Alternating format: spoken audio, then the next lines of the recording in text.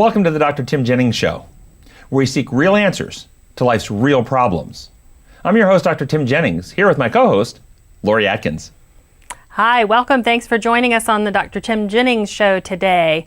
We are going to be talking today about simple steps to a healthy brain, which is super timely because Dr. Jennings' new book has just been released called The Aging Brain, Proven Steps to Prevent Dementia and Sharpen Your Mind. So Dr. Jennings, talk to us today about some tips for a healthy brain. Let's talk about exercise maybe. We know exercise is good for us. How does it help our brains? Yeah, so big three, and you brought up one of the big ones. I just wanted people, before we get down to the weeds of each one, just to kind of overview for people, what are the big 3 or 4 things that we can focus on that can help really keep our brains healthy and slow aging process and even prevent dementia? The big 3 are exercise, physical exercise, healthy nutrition, stress management, and maintaining good, healthy sleep. And so the exercise, I should say, physical and mental exercise. Okay. But exercise, good nutrition, stress management, and sleep. And maybe we'll unpack those here as we go along. So as you think about exercise, I don't know if you've seen in the news or reports where people exercise and don't always seem to get the benefit other people seem to get. Yeah. That's because what seems to be happening is it's not simply the amount of physical exercise one does that correlates the benefit, but your attitude and mindset toward the exercise. Interesting. You see, if you're doing an exercise that you hate, that you dislike, that while you're doing the exercise, to you it's like miserable torture. Drudgery, I can't stand it, and you're really negative about that. Then even though your body's getting exercise, your brain is activating your brain's stress circuits. And the stress circuits then would experience this as something negative. Imagine, basically a POW running through the jungle away from the people trying to catch him. He's getting a lot of exercise, but it's probably not really healthy for him. Okay? So if you have a mindset where your exercise is very stressful to you, then you can activate inflammatory cascades that can ultimately result in worsening health. And some people show that people with certain exercises get higher cholesterol, not lower cholesterol, and that's a result of the inflammatory cascade. So one of the keys to exercise is to find an exercise you enjoy. And if you can't enjoy the exercise directly, then one of the best ways to do this, strategies to tell my patient, is you make your exercise a byproduct of something else. And so exercise is a byproduct of playing ball, tennis, racquetball, going for a walk, riding your bike. If you can't do any of those types of things, then I tell people, well, then get an audiobook. And only listen to your audiobook when you're doing your exercise. And then you're saying, oh man, I left off in that chapter. I'm really looking forward to get back where I can listen. And so I only listen when I'm walking, for instance. And so you can make a positive experience. Walk with a friend, get with a group. Do something to make the experience mentally positive where you enjoy doing it, look forward to doing it. Then you're getting much positive benefits. And aren't you more likely to stick with it if it's something that you enjoy? Yes, exactly. Okay. So are there any forms of exercise that are bad? I'm guessing, I've heard that even high intensity exercise is sometimes not as beneficial or even harmful. Maybe that's because of the inflammatory cascades. Well, the data would show for people that do the excessive exercise, the marathon runners, the Ironman trainers, and these types of people, that level of exercise does not relate in any way to positive health outcomes. In fact, there's no improved longevity or reduced mortality risk or health problems. It's the same as the people who don't exercise. Interesting. Okay, because it's very damaging. You're actually the pushing the body beyond the benefits to repair. Okay, so the benefits to the exercise, and why we get benefits when we exercise in proper amounts, and the people who do these excessive exercises are going way beyond that, is that the body will, when you exercise regularly, the muscles produce something called interleukin 10, which is a powerful anti-inflammatory cytokine that suppresses inflammation in your body. Your brain releases endorphins and enkephalins, which are mood elevators. You get that runner's high potentially. But it also turns on all neurotrophins. Now, what are neurotrophins? Neurotrophins are proteins that are like fertilizer for your brain. These group of proteins cause the brain to make new neurons and sprout new connections, and so you can learn faster. Study of elderly folks over 65 who began a walking program. That group of individuals in the walking group showed 2% growth in the hippocampus. Hippocampus is the part of your brain where new memory happens, new learning takes place. 2% growth from the walking equated to reversing 2 years of aging. their brain was 2 years younger That's from amazing. walking. Yes. So lots of positive things happen from the physical exercise. Okay. But you said it is possible for somebody to exercise too much. Yes, exactly. And so you have to have reason and balance. You have to exercise enough to get the benefits, but not so much that you actually damage your body or undermine your health. Okay. And so people who have not been in an exercise program, we need to tell them, you need to go to your doctor, you need to have a good physical exam. Going out and starting exercise, if you've had years of being a couch potato, you could actually cause a physical injury or even a heart attack or a stroke. Yeah. So you want to actually talk to your doctor and then say, I want to start getting physically active and get an exercise program, and they can help direct you into a program that you start low, go slow, and ease into a program where you, over the course of time, can become very active. Okay. So in conjunction with exercise, what about our diets? What is the research showing regarding what is a healthy diet? So multiple studies have been done on this, looking at different dietary patterns, brain volume, and cognitive memory performance. So performance is different than actual measuring of the volume of the brain. And 3 dietary patterns were identified, 2 of which had a positive relationship between eating that pattern of food and better brain volume and better cognition. 1 dietary pattern showed worsening brain volume and worsening memory and cognition. Oh, wow. The 2 that had benefit to brain volume and cognition over time was either the Mediterranean diet, which is a diet high in omega-3 fish oils, low in highly processed foods, a lot of olive oil and grain and flat breads and those types of things. Or the whole food vegan diet, whole food vegan. I have to emphasize, I'm not saying vegan diet, I'm saying whole food vegan diet, because you could eat lollipops all day and that's a vegan diet, okay? So no, it's a whole food vegan diet where you're getting a lot of produce and fruits, nuts, grains, vegetables, B vitamin C, vitamin C, and all these things. That had positive, of course, on both those diets. The diet that showed harm, brain shrinkage, cognitive memory problems, this was the fast food, junk food, high sugar, high trans fats American diet. Wow. So is it any wonder that dementia rates are going off the charts? No, so so the diet, lack of exercise, increasing obesity, all of these things are contributing to increasing inflammatory cascades that cause the changes in the brain that contribute to Alzheimer's dementia. Okay, so junk food, high sugar. What about artificial sweeteners? If we avoid sugar, can we use the sugar substitutes? Yes, so the data shows all artificial sweeteners increase your risk of dementia. It's the high sugar in the diet that causes the problem. The little bit of sugar, and when I say a little, a couple teaspoons a day, in an overall healthy whole food diet is not actually associated with any long-term harm. But the American diet is not a couple teaspoons of sugar Not a day. at all. Okay, it's very high amounts of sugar. So are there some other foods other than artificial sweeteners? Are there other foods that are actually unhealthy, damaging to the brain? So charred foods, fried foods, charred as in on a grill? Sear foods. Yes, this type of cooking method, when you char, you deep fry, you sear food, it produces byproducts in the cooking called advanced glycation end products. An advanced glycation end product, what is that? That is when a glucose molecule binds to a molecule that it should not be bound to.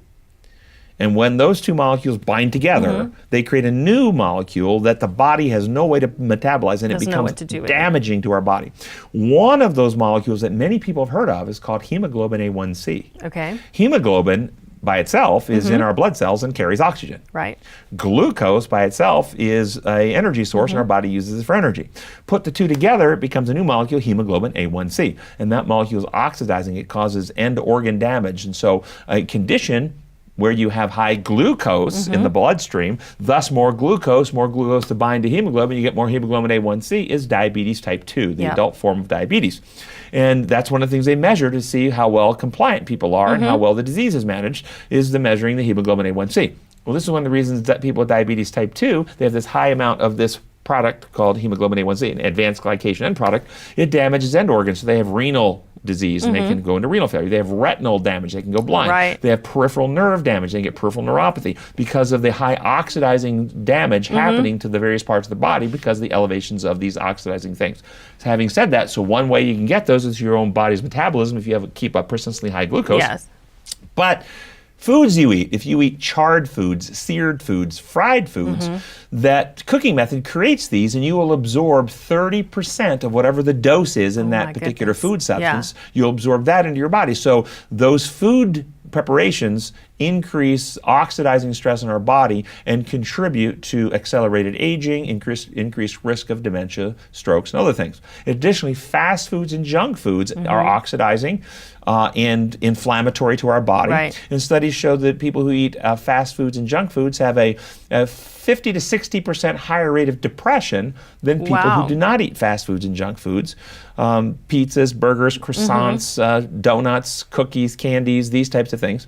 And it's a dose-dependent relationship. The more the fast food and junk food people eat, the more of the higher their rates of depression get, because the more of the inflammation and inflammatory cascades you get. Understanding that pathology helps you understand why then there's a relationship between a history of having recurrent depressions and increasing your risk of dementia later in life.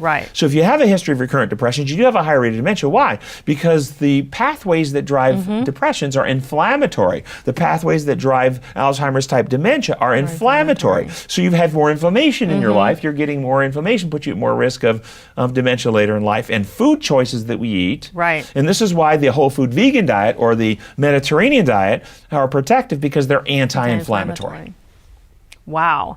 So, okay, so there's dietary habits, dietary patterns. What about some nutritional supplements? Are there any things that we can add to our diet to be beneficial? So we were just mentioning depression, and let's talk about depression again. And there is a gene defect in the human genome. Where there's a gene that metabolizes folic acid, the form that we get in food, into a metabolite called L-methylfolate. Only L-methylfolate can cross your blood-brain barrier and get into your brain, where your brain needs it to make dopamine, norepinephrine, serotonin, and lots of other things. 50% of people with depression have a gene mutation where they cannot metabolize folic acid from food into the form the brain needs. Thus, they need to get supplemented with L-methylfolate. It already metabolized folic acid. You can buy it over the counter. You can get it from prescription. And data shows that people with depression who get L-methylfolate, that has an antidepressant benefit, because it enhances the brain's production of the neurotransmitters that they're not producing because they don't have L-methylfolate. Additionally, the folic acid and the B vitamins, like B12, reduce your risk of dementia as you're aging. So that's one supplement people can take that can help both mood and potentially protect their brain and reduce their risk of dementia. That's exciting. We're going to talk about more tips for healthy brains right after this break.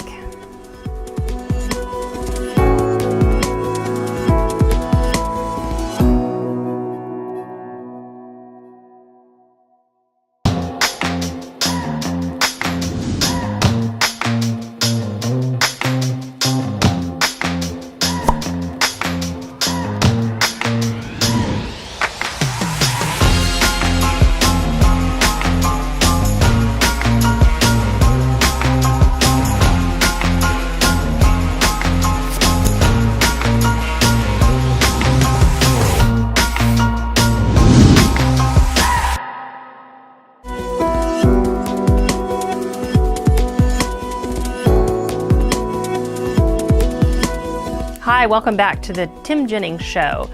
We're talking today about simple steps for healthy brains, and keying off of Dr. Jennings' latest book just released called The Aging Brain. Now, Dr. Jennings, we were talking about some nutrients, some supplements. We had just mentioned L-methylfolate or folic acid that can be beneficial to take in addition to our diets. Tell us about some more nutrients that are helpful. So another over-the-counter nutrient that people can get in a supplement store or nutrient store is something called N-acetylcysteine. And it's abbreviated as NAC. Almost all supplements will just have a capital NAC on it. It's N-acetylcysteine. No, this is a mitochondrial membrane stabilizer. Mitochondria, little organelles inside each cell that produce energy. Conceptualize them as the nuclear power plant of your cells. Okay? And just like any power plant that's producing energy, it's got waste products. Okay? And so as the mitochondria are producing energy, it can have free radicals and other oxidizing molecules that will be kicked out and can be damaging to your cell. And so the N-acetylcysteine stabilizes the mitochondrial membranes and scavenges up free radicals and reduces oxidative stress on the neurons. It also scavenges other free radicals and enhances your body's mechanisms for clearing the oxidative chemicals from your body, from your brain. Okay, tell me about vitamin C. What about vitamin C? How is it helpful? So vitamin C, also antioxidant, anti-inflammatory. We talked previously in previous shows about vitamin E. Vitamin E concentrates, it's fat soluble. It concentrates in the lipid membrane of the neurons, where vitamin C is water soluble, and so it concentrates in the cytoplasm inside the cell. Okay. And they both have antioxidant free radical scavenging capacities to help protect your neurons. In addition, the vitamin C is involved in a lot of various processes in the body, but in this particular context, it's useful to help protect our brain from oxidative damage. Okay, so our major topics we've discussed are exercise, physical exercise, dietary patterns, and nutrients. Talk to us about good, healthy sleep. How is that helpful for keeping our brains healthy? So one of the 4 physical requirements to life, there's 4 physical requirements to life. Okay. Air, bet you knew that one. Yes. Water, food, and sleep. And sleep. You'd be surprised how many people don't know the 4th one. Exactly. They know the first 3, Yeah. but not the 4th one. And the 4th one is a physical requirement. And it's non-negotiable, just like air. Okay, you go to altitude and you're only getting, 50% of your normal amount of air. You might not die, but you don't feel good. No. You don't function well. And people who chronically are sleep deprived have a lot of behavioral problems. Brain doesn't function well in real time. Yeah. And they have chronic health consequences associated with it, because your brain is 2 to 3% of your body weight. But it uses 20% of your body's energy. Wow. So a disproportionate amount. But the implication here, 20% of your body, it's burning a lot of energy. Yes. Which means it's got a lot of waste products. Okay. Okay? Byproducts of metabolism. Byproducts of metabolism, waste products are toxins. They build up, it causes problems, okay? They need to be so they need to be cleaned out of your system. Well, when does your brain do its cleaning? In your During sleep. your sleep. So when you sleep at night, the neurons will contract, and they will expel out of the inside of the neurons the byproducts of metabolism into the cerebral spinal fluid, so being cleared out of your brain. If you're chronically sleep deprived, you're reducing the cleaning time. And so toxins can build up over the course. You increase oxidative stress, and sleep deprivation increases your risk of dementia as you age. Gotcha. Okay, number 1. Wow. People who chronically work swing shifts or third shifts have higher rates of death. They will die younger, higher rates of cancer, higher rates of dementia than people who don't work those third shifts, because they're out of whack and they're chronically sleep disrupted. Yeah. What does normal sleep look like? Many of my patients come to me saying, Doc, I got a sleep problem. You got to help me. I'm not sleeping well. I said, well, tell me about your sleep. Well, I'm waking up multiple times a night. I said, okay, so how long do you fall asleep? Well, I'm asleep within 15, 30 minutes. Okay, but then I wake up a couple hours later. I'm not sleeping good. See, I have to educate them. That's normal sleep. Normal sleep. Here's what normal sleep looks like in general. When you fall asleep, the first stage is a real light stage 1 sleep. This is when on Thanksgiving afternoon, Grandma's snoring on the couch, and you say, hey, Grandma, you're snoring. She goes, oh, I wasn't even asleep yet. Okay, you don't even think you're sleeping, but you're in that real light stage. Then you go to stage 2, followed by the deep, slow wave sleep. This is when your brain slows down, your body temperature falls, your heart rate falls. That's followed by rapid eye movement, REM sleep. That's where you do your dreaming. When REM ends, you wake up. Okay. Okay? And that's normal. And then stage 1, stage 2, deep sleep, REM, wake up, stage 1, 2, deep, all night long. From the time you enter stage 1 to the time you wake up at the end of REM is anywhere from 70 to 120 minutes. A little over an hour to 2 hours. So if you're waking up every hour and a half to 2 hours a night, as long as you're able to get back to sleep in a reasonable amount of time, a few minutes, this is completely normal. When we're young or very physically exhausted because we worked really hard in the yard, those wake-ups may only be a few seconds where we just turn in the bed and we're right back to sleep, and we have amnesia for it. We don't remember it. We think we slept all night long. Right. We didn't sleep all night long. We had a brief wake-up. We just don't remember it.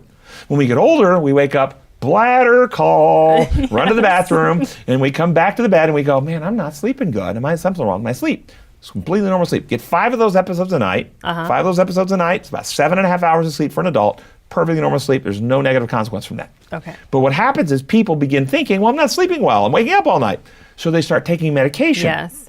Whether over-the-counter medication or prescription medication. And most of the medications for sleep interfere with normal sleep architecture and contribute to memory problems. Wow. And cognitive problems. You don't get the restorative. They chemically interfere with memory consolidation. Things you've learned during the day will go into a certain part of your brain, and while you're sleeping, they get transferred into other cortical regions for long-term storage. But many of the medicines interfere with that transfer. You get memory problems, cognitive problems. The classic meds that doctors prescribe, like the Ambien. Ambien's known to cause member problems. Everybody knows it. Right. But that whole family of meds do. Over-the-counter meds like Benadryl. Now, Benadryl doesn't do it like the Ambiens do.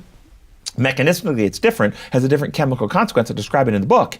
But it also can cause memory and cognitive problems over time taking these medicines for sleep. So most people, if this is your normal sleep pattern, just stop. When I tell my patients and educate them, they just get this sense of relief. They stop worrying. Their problem wasn't their sleep. Their problem was their worry about their sleep. Exactly. And there was nothing to actually fix. And one other caveat that people need to know about sleep. It's very interesting historically. Prior to electricity, the normal sleep patterns for most people were in 2 bouts. They would go to sleep shortly after sunset, sleep for 3 to 4 hours, wake up and do stuff, be active, either in their home or get together in community for 2 to 3 hours, like 10 to 2 at night. People be up and doing stuff. And then they go back to sleep around 2 for another 3 to 4 hours. So they would actually sleep in 2 separate bouts of 3 to 4 hours. I have a couple of patients whose sleep pattern is like that. They'll sleep for 3 to 4 hours, get up in the middle of the night for a couple hours, and go back to sleep for 3 to 4 hours. Again, no negative consequences. They're getting a total of 7.5 hours a night. Interesting. What's happened since electricity is we've consolidated it into one 7.5 hour frame, and people think that it should be one solid period of sleep. That is a false idea. We need to educate people what good sleep looks like and stop medicating normal sleep. Yes. So many people are medicating normal sleep. The other thing is people need to give themselves adequate time because of busyness, because of TV, because of schedule. People aren't even giving themselves 7.5 hours. They're only allowing themselves 6.5. 35% of Americans are sleep deprived. And that is a major factor. So you need to schedule into your schedule. Sleep is a requirement to my health and life, and I'm going to get it. Excellent. And let's talk about, real quickly, the fourth major tip for healthy brains is stress management. So identify some ways that we can help resolve some of the stress in our lives. So taking periods to quiet your mind. Okay. So many educated and high-functioning people come to see me, but when I ask them, how often do you just take time to be still, to be quiet, to turn off all the stimuli, turn off the radio, turn off the TV, turn off the electronic media, turn off your mind, find somewhere quiet, somewhere in nature, just to be in the moment. Right. Just to be in the moment, to feel the sunshine on your face, to smell the roses, so to speak, to feel the briskness of the wind, just to quiet your mind and we be don't still. do it. No, but data shows if you do it 12 minutes a day, just 12 minutes a day of a quiet moment, just being in the moment, where other thoughts try to intrude, you just go, that's okay, I'll think about that later. Right now, I'm just going to be in the moment. Right. That 12 minutes a day of that can show growth in healthy circuits of the brain, lower your heart rate, lower your blood pressure, lower inflammatory cascades, quiets the stress circuitry. It's very healing physiologically to do that just 12 minutes a day. Interesting. Quiet the mind. And that's not long. We should be able to carve out 12 minutes a day. You'd be surprised how many people don't want to do it. I know. That's because many people have stuff inside their minds that they're running from. Yes. Many people have memories, issues, choices, guilt, shame, stuff they've not come to peace with, and they don't ever want to be still because they're afraid if they're still, that stuff they're running from will catch up. Right. They'd rather be distracted. And so they're constantly on the go to avoid, and they have no peace inside with themselves. And that lack of peace inside chronically activates their stress circuits, and the chronic activation of the stress circuits causes the immune system to kick up, which activates inflammatory cascades in the body, which increases risk of heart attacks, strokes, diabetes type 2, obesity, dyslipidemias, and dementia as you age. Right. So learning to quiet the mind, that's one simple thing you can do. What about, some of the other common forms of stress have to do with our relationships. Are there things we can do to help with relationships? Brilliant question. Brilliant question. Yes. So people who hold grudges, I don't think it's possible to go in through this world and not be wronged. There's no way. I don't think it's possible. So all of us have been wronged. Yes. Somebody's done us wrong. It's unavoidable. Right. You have to decide, people have to decide, when I'm wronged, how am I going to move forward from that? If you develop an attitude of grace and forgiveness does not mean what they did was right, doesn't mean what they did. If people actually think about forgiveness, do we actually forgive people for doing the right thing? Never. No. So by definition, if you are forgiving someone, that act defines what they did as a wrong. Wrong. Okay? So it's never right if you're forgiving them. So, but people resist forgiveness. But if you don't forgive, and you're a grudge holder, you keep resentment, that keeps your stress circuits activated, which gets that whole inflammatory cascade. But most of us have done somebody wrong, mild or major, in Yes. our life. And if we don't repent, if we don't take ownership of it, if we don't seek reconciliation to the best of our degree without adding harm to what we've done, but certainly if we don't have a change of heart attitude so that we don't continue to participate in those harmful behaviors, if we don't make a change in self, that also results in activating the stress pathways. And further than that, if we don't deal with these issues, we develop patterns of self-deception, self-avoidance, this franticness to avoid dealing with certain things that need to be dealt with. Right. And that only keeps us constantly on edge, constantly on the go, constantly stressed. So forgiving people and repenting from any known wrongs that we've done are very healing and bring peace to the self. Real quickly, what about our picture of God? How can that Yes, very quickly, God concepts that incite fear, in which God is punitive, punishing, the source of inflicted pain and sorrow and heartache for wrongdoing. That God concept is associated with increased inflammation, depression, health consequences. God concepts that are like Jesus revealed, who's benevolent, kind, compassionate, merciful, forgiving, where we are give grace to other people, where we're empathic, where we help others. Those God concepts are actually healing and neurobiologically are healthy for the brain and physiologically are healthy for the body. We've discussed some excellent, simple steps for a healthy brain today. If you want to find out more information about these, you can visit us at our website, timjenningsmd.com. You can also subscribe to this show or view past episodes. Don't forget also, Dr. Jennings' new book, The Aging Brain, is available now. Please join us next time on the Dr. Tim Jennings Show.